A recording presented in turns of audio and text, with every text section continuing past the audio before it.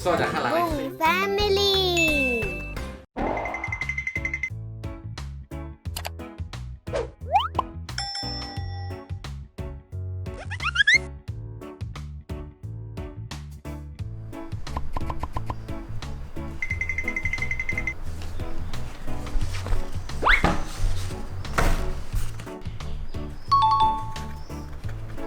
ชิวๆฉันจะวาดตาเธอ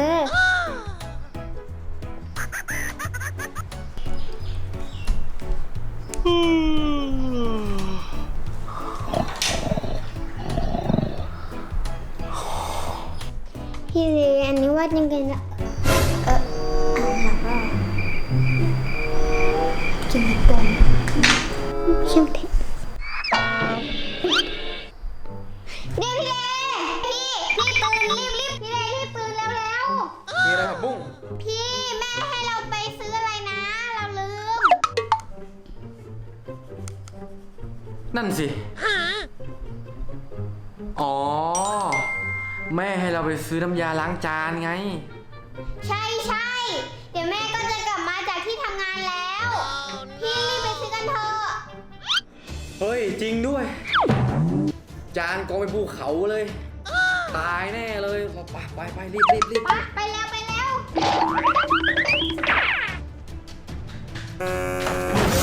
เร็วเร็วพี่โอ๊ะไปเอ้ยเดี๋ยวฝนจะตกแล้วอะทำยังไงดีอะ เฮ้ยจริงด้วยเอาไงดีเนี่ยจะออกไปยังไงเนี่ย โอ๊ยเปียกแน่นอนเสื้อกันฝนก็ไม่มีพี่มันคิดสิ แป๊บนึงนะ พี่เดมาจะกดโทรศัพท์เดี๋ยวฝนก็ตกเดี๋ยวแม่ก็มาหรอก โอ้ยแป๊บนึงหาร่มอยู่ มันจะทันได้ไงพี่ เดี๋ยวฝนก็ตกหรอกเฮ้ยเดี๋ยวแม่ก็มาเนี่ย ทันอยู่แล้วเดี๋ยวคอยดูแล้วกัน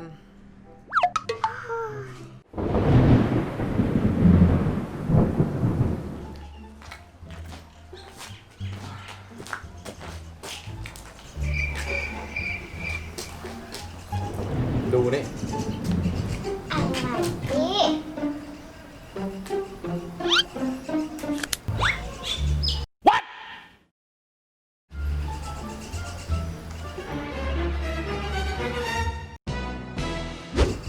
โอ้โห เป็นยังไงแล้ว อันนี้เอาต้นมาจากข้างหลังใช่ไหม ซ่อนจากข้างหลังไอ้เซว่าจากโทรศัพท์เนี่ยมาเร็วๆเถอะ